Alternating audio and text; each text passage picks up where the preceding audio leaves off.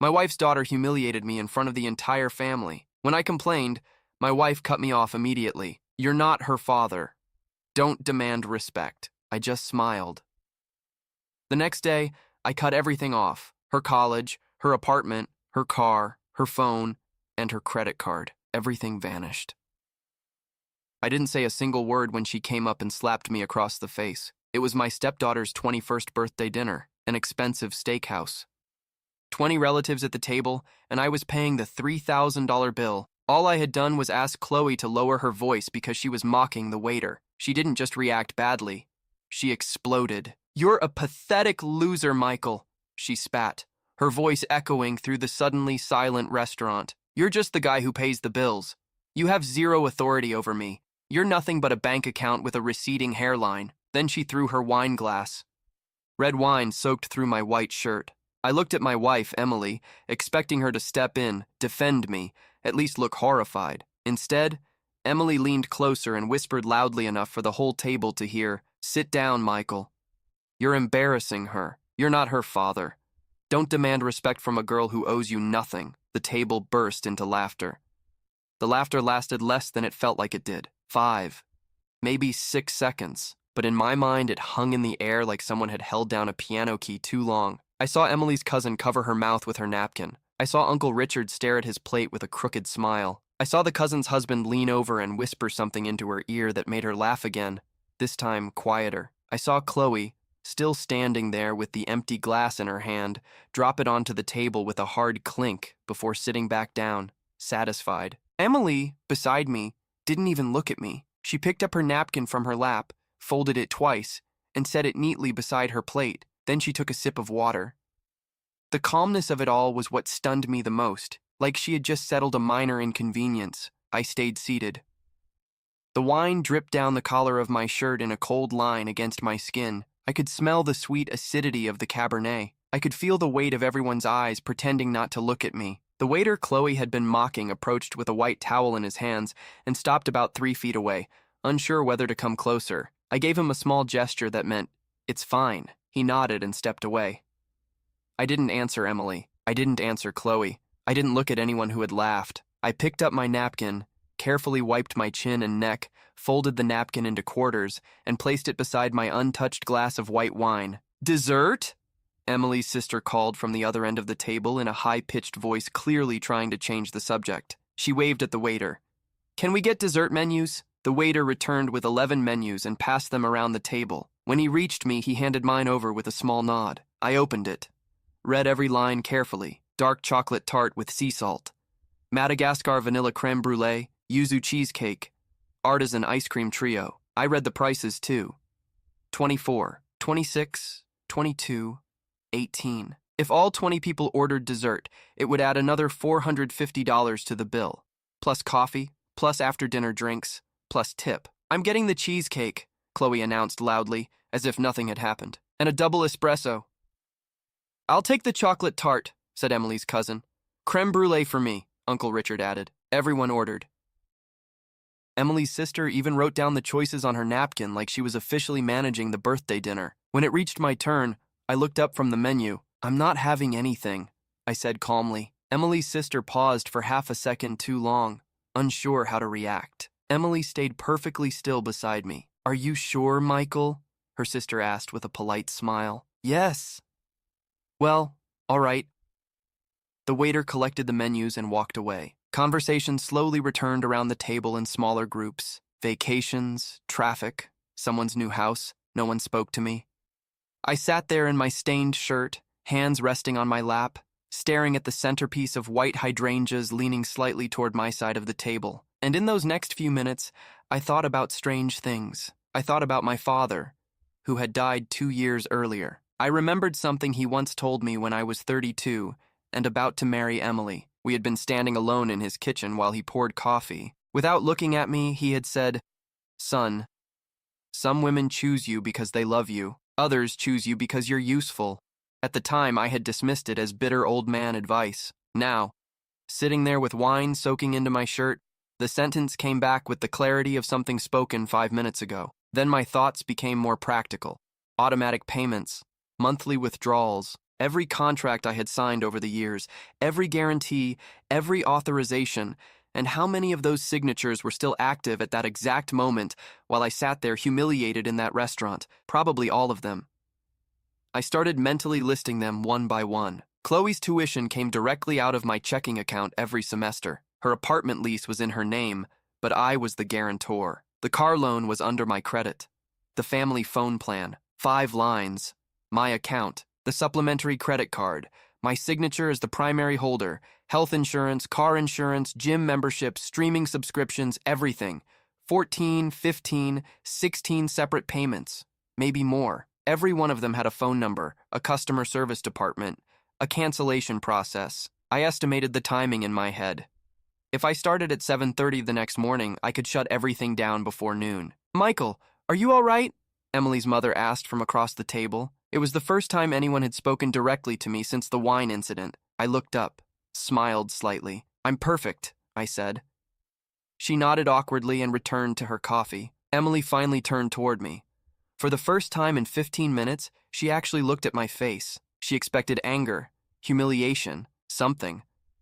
But whatever she saw there, she didn't recognize it. Her eyebrows pulled together slightly, like someone trying to read a language they thought they understood. "Are you really okay?"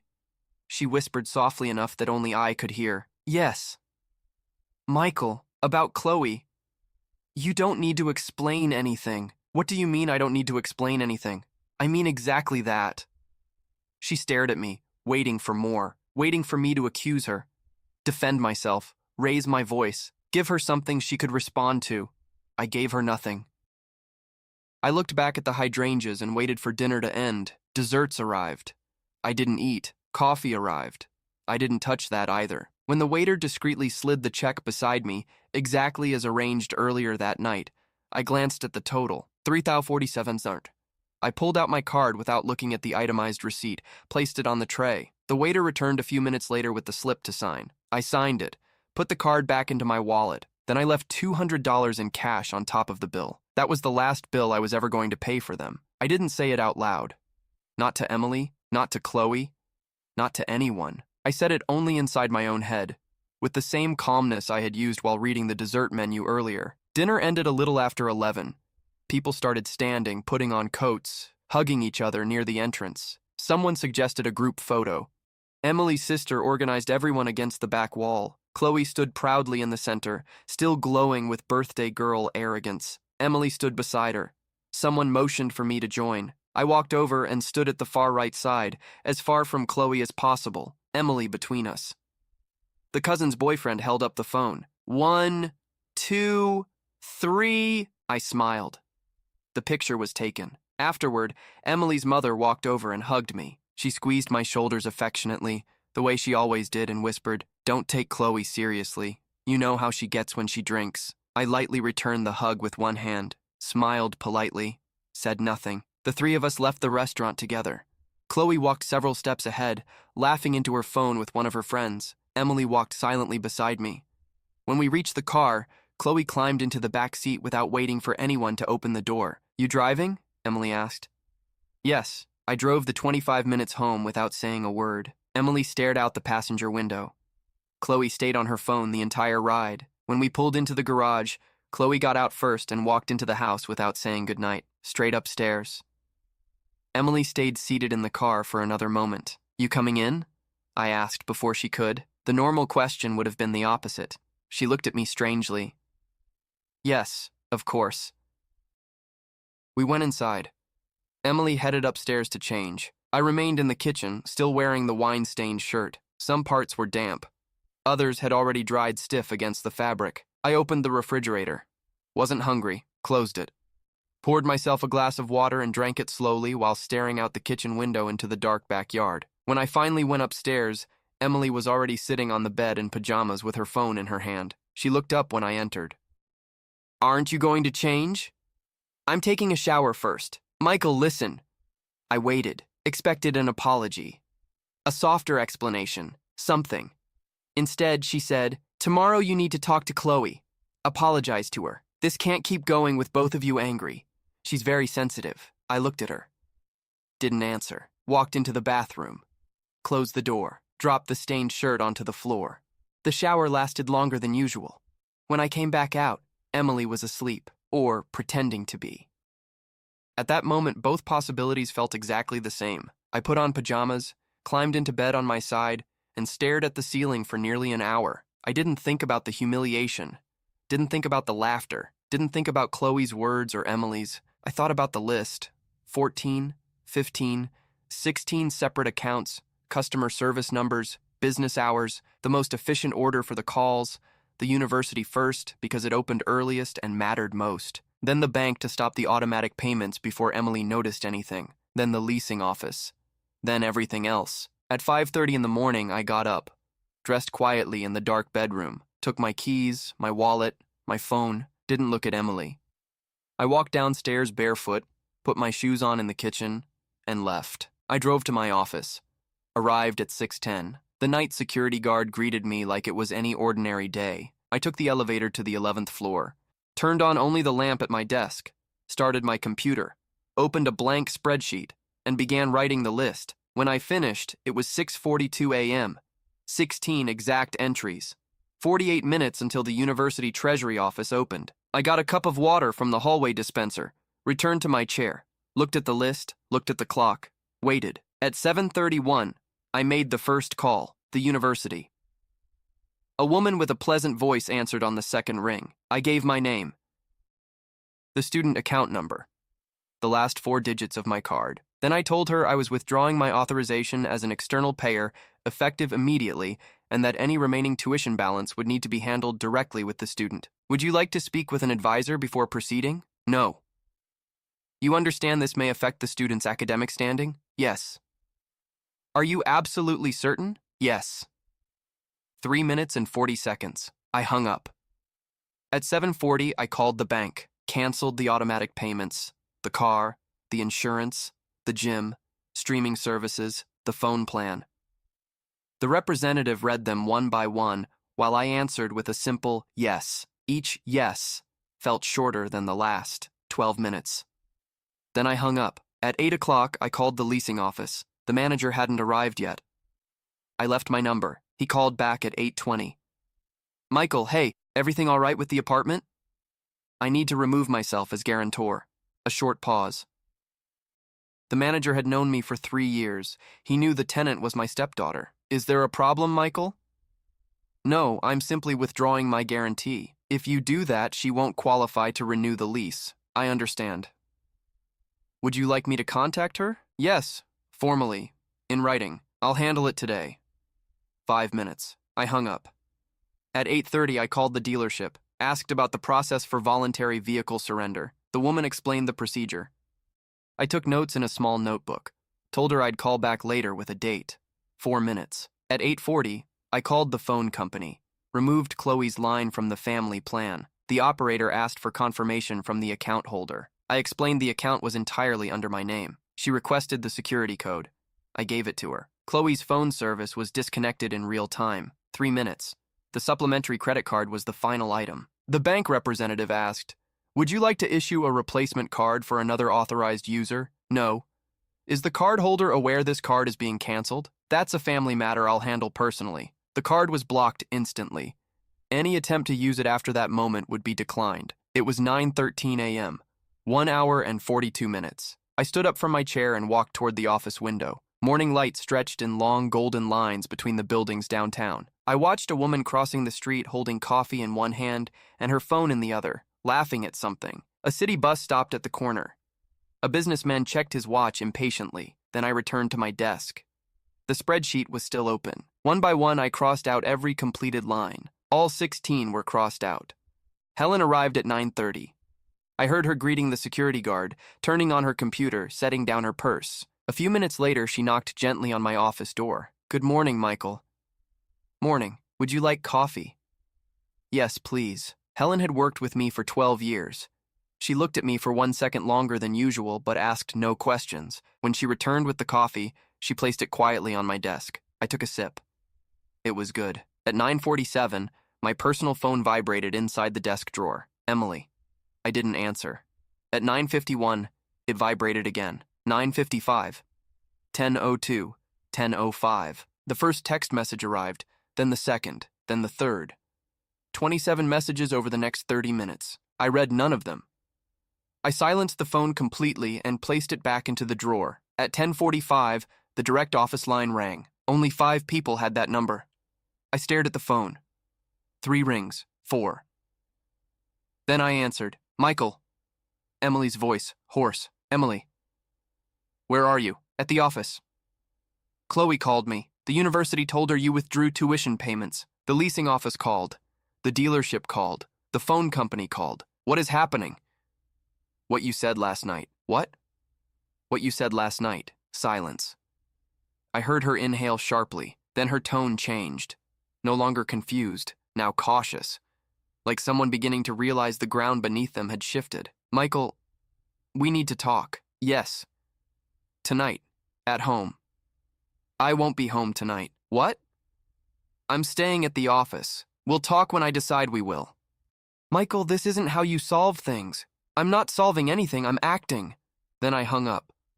A few seconds later, Helen knocked softly on my office door. "Michael, there's someone at reception asking to see you. No appointment. Says it's urgent." "Who is it?" "Your mother-in-law." I looked up slowly.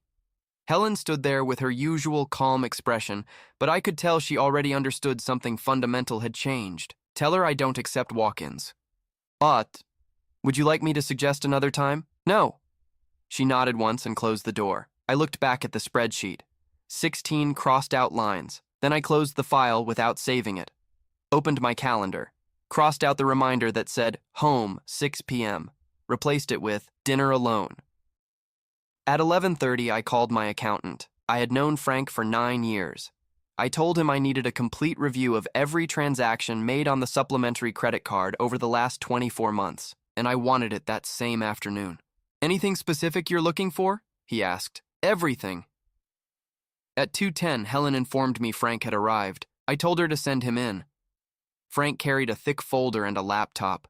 He sat across from me, opened the computer, and turned the screen in my direction. "Before we begin," he said carefully, "I need to ask if you're sure you want to see this." "Yes."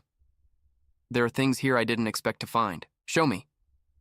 Frank pointed to the first column. Charges well above the normal spending limit, repeated over 23 months. At first, they had been small, then larger: boutiques, restaurants, luxury hotels, spas, a cosmetic clinic, a travel agency, an online course that cost $4,000 and had never been completed. "How much total?" I asked. $42,800. In 2 years? 23 months. I stared at the screen. Oddly enough, I didn't feel anger. I felt clarity. The kind of clarity that comes when you finally finish a puzzle and realize the picture had always been obvious, just scattered. "These charges were approved by the supplementary card holder," I said. "Yes. But there's something else." Frank opened another window. Monthly account statements. Every one of them digitally signed by Emily in her role as household financial administrator. "Your wife approved these statements 23 months in a row without dispute. You're sure she signed them?" "I have the scanned signatures. I can compare them to your marriage certificate if you'd like." "That won't be necessary." Frank waited. He knew enough to stay silent until I asked, "Anything else?" "Yes." He opened another tab. A pattern of hotel expenses appeared on the screen. Same hotel. A city 3 hours away. 12 visits over 23 months. Double rooms. Room service. Spa charges. Restaurant bills. "Chloe?" I asked. "The supplementary card was used, but I don't believe these charges were hers." Frank pointed at the dates.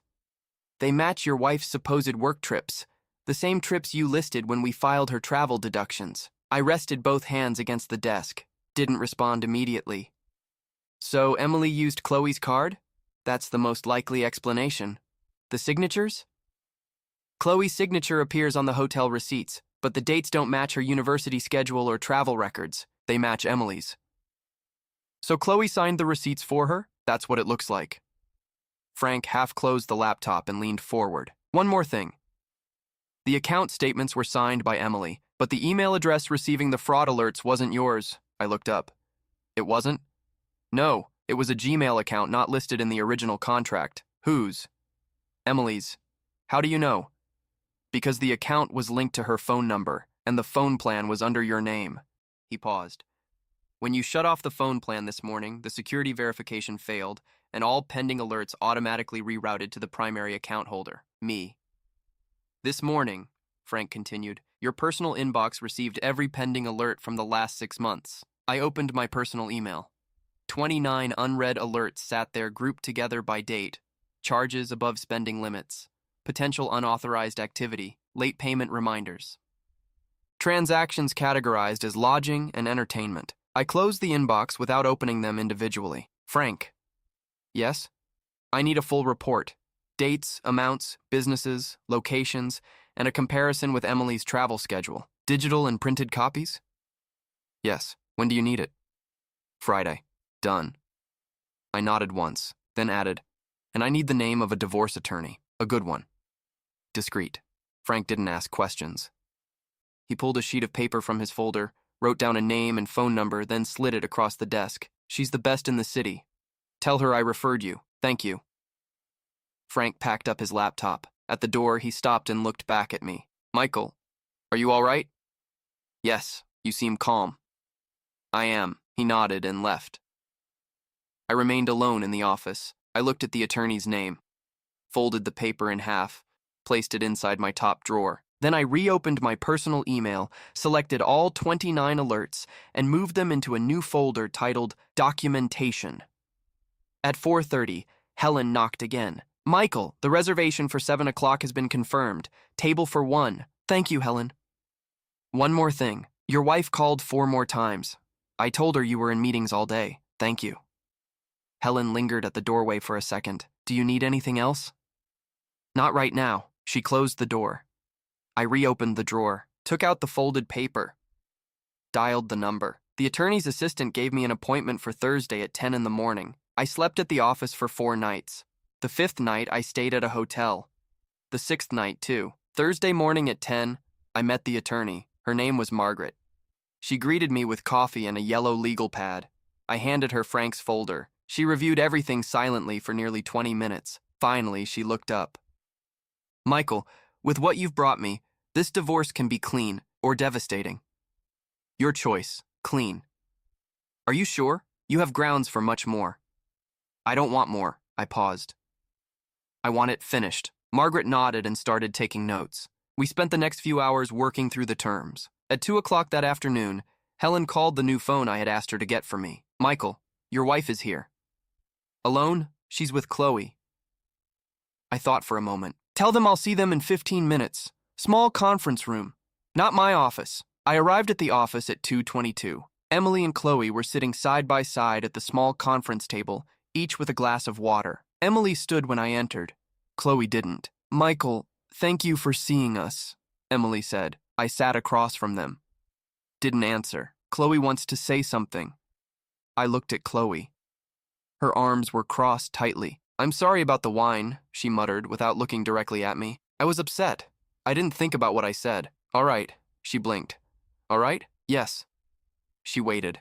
Emily waited too. Both of them expected more. I gave them nothing. So now what? Chloe asked. What do you mean? Are you giving my stuff back? No. Her expression hardened immediately. What do you mean, no? I mean exactly that. I folded my hands calmly on the table. You or your mother can pay for college. The apartment lease is canceled. The car gets returned next week. The card stays blocked. If you want a phone, open an account under your own name. Chloe opened her mouth, then closed it again. She looked at Emily. Emily looked at me. Michael, you can't do this. It's already done. She's our daughter. She's your daughter. I held Emily's gaze. And she's 21 years old. Emily took a slow breath. Her tone changed completely. Soft now. Careful. Michael, I know you're hurt because of the birthday dinner. I'm sorry. Truly. What I said was wrong.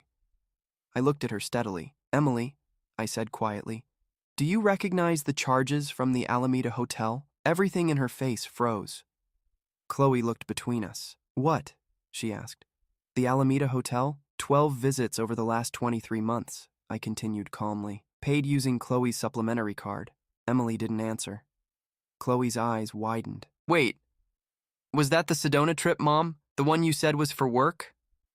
Emily kept staring at me. Her face had changed. No longer the face of someone trying to negotiate. Now it was the face of someone calculating exactly how much I knew. Michael, she said carefully, that's something we can discuss another time. There is no other time. We can talk privately. We talk now, or we don't talk at all. Emily swallowed. Michael, I stood up. Margaret, my attorney, will contact both of you sometime this week. I looked at Emily first. For you, regarding the divorce, then at Chloe. For you, regarding the unauthorized charges on your card. $42,800 over 23 months. What? Chloe nearly shouted. Unauthorized charges? What are you talking about? The receipts you signed. I didn't sign anything. Yes, you did. Every hotel receipt, every boutique purchase. I kept my voice level. Your signature appears on every document.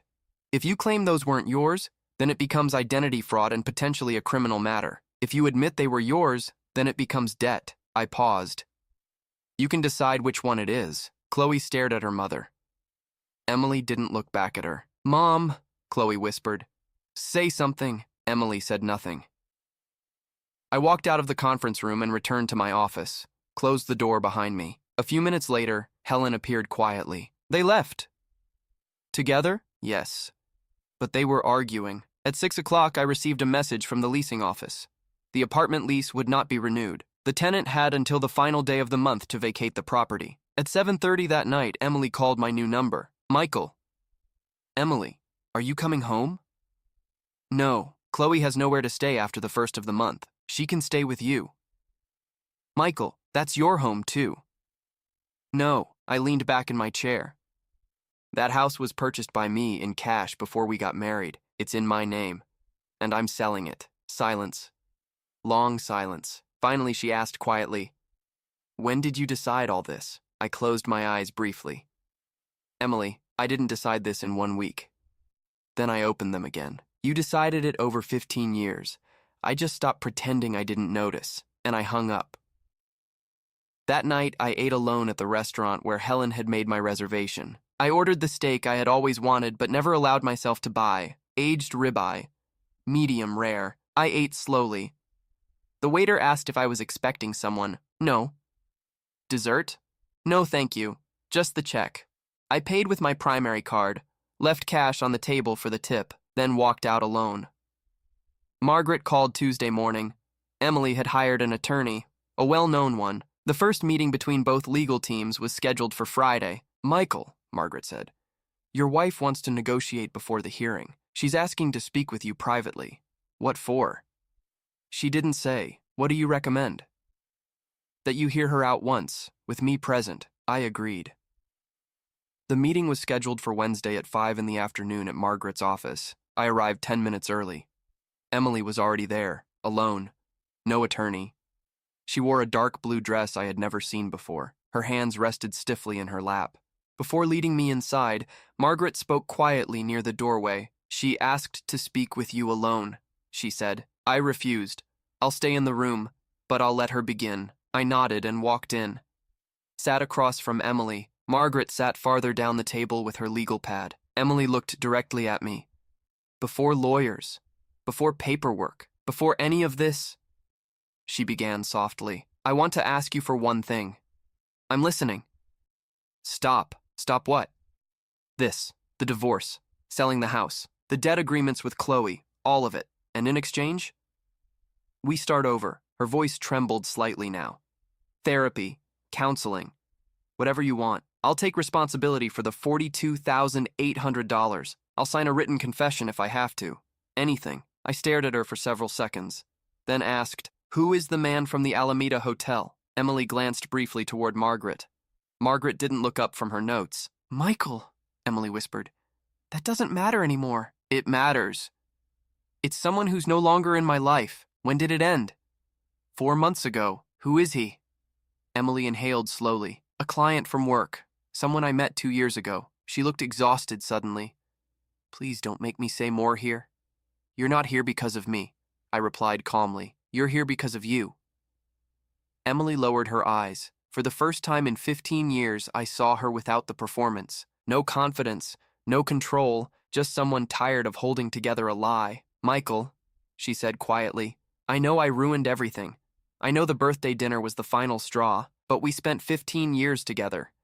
15 years can't disappear in 1 week. I leaned back slightly. Emily. I didn't erase those 15 years. My voice remained calm.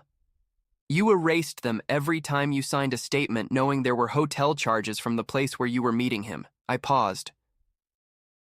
Every time you let Chloe sign receipts to cover for you. Another pause.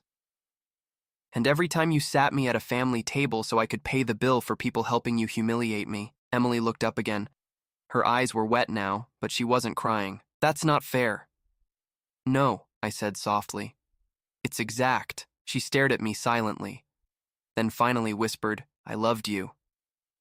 I almost smiled. 2 years ago, I said. My father told me something I didn't understand at the time. I folded my hands together. He said there are women who choose you because they love you, and women who choose you because you're useful. I looked directly into her eyes. He was right. Emily closed her eyes for a long moment, then opened them again. So there's nothing I can do? Yes, I answered.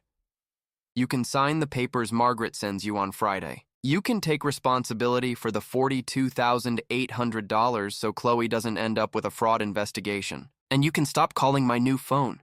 Emily stared down at the table, then quietly asked, Are you going to tell Chloe about the hotel? No. Why not? Because it isn't my story to tell. I paused. If you want your daughter to know who you really are, then you tell her. Emily stayed silent. One more thing, I added. She looked up. I am selling the house, but not immediately. I'll wait 3 months so the two of you can figure things out first. Emily nodded slowly. Picked up her purse. Stood. For a second she just looked at me. Then asked the question I think she already knew the answer to. Do you really not love me anymore? I held her gaze. Emily, I stopped loving you a long time ago. A small pause.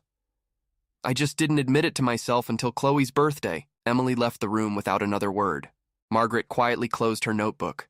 That was the right thing to do, she said. I know. How do you feel? I thought about it honestly before answering. Fine. That night, for the first time in 12 days, I drove back to the house. Emily wasn't there. Chloe wasn't there either.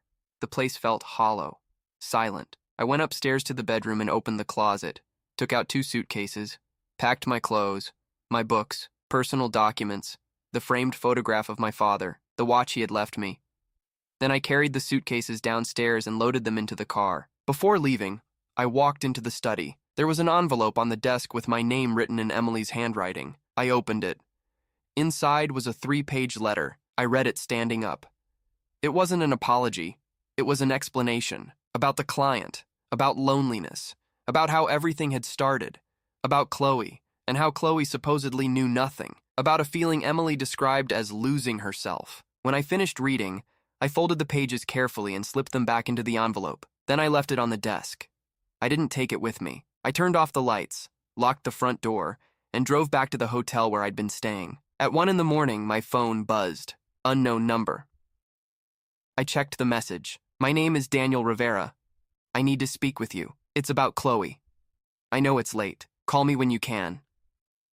I stared at the screen for several seconds, saved the number, turned off the light, and went to sleep.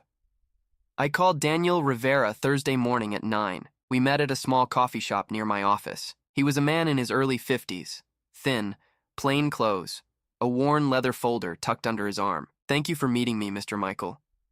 Just Michael, he nodded. Michael, I'm Chloe's biological father. That didn't surprise me. Something inside me had already expected it. How did you find me? I've been trying to contact Chloe for years, he explained quietly. Emily changed numbers, changed addresses twice. My letters kept coming back. He hesitated.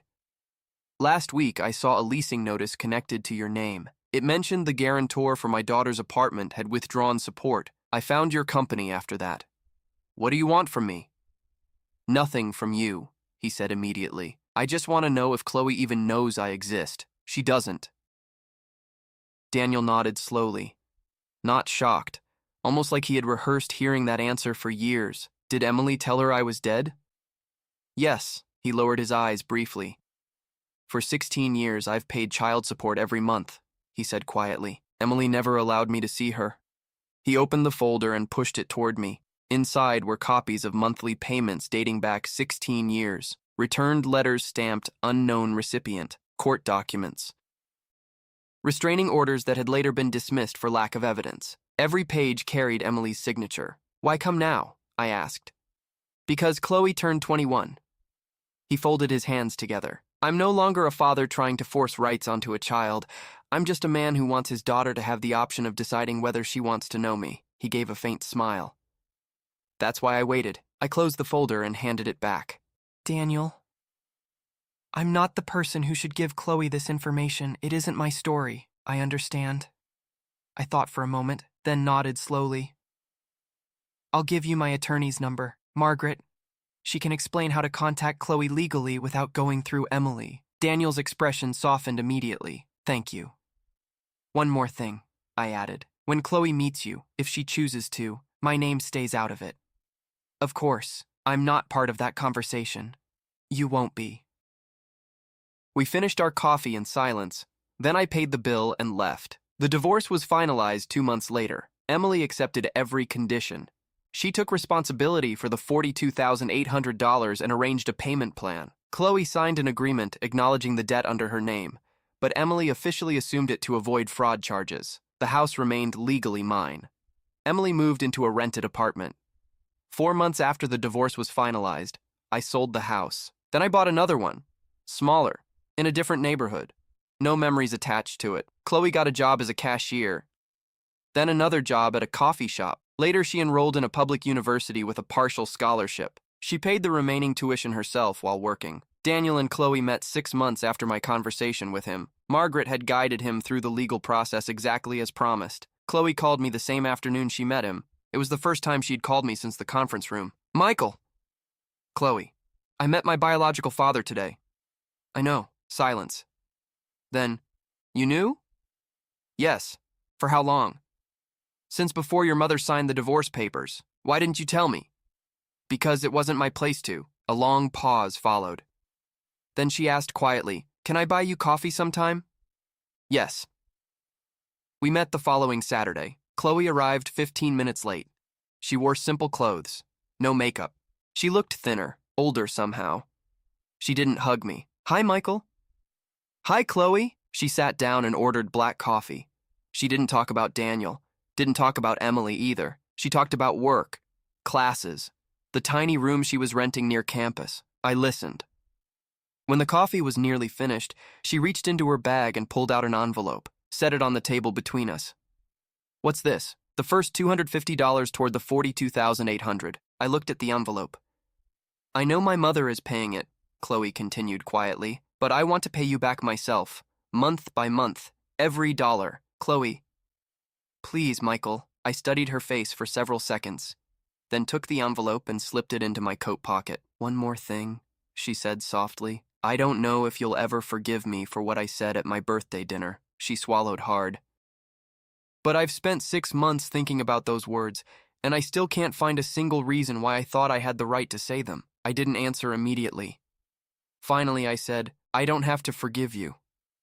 She looked up. I just need to be able to look at you without feeling what I felt that night, a pause. And today, I can. Chloe nodded slowly, didn't cry. When the check arrived, she paid for her own coffee. We walked together to the parking lot afterward. Before leaving, she extended her hand toward me. I shook it. Thanks for coming, Michael. Thanks for calling, Chloe. I drove home. The new home. Parked in the garage, went upstairs, opened the kitchen window, made myself dinner, and ate alone at the table with my father's photograph leaning against the wall across from me. At 8 o'clock, Margaret texted me. Everything finalized.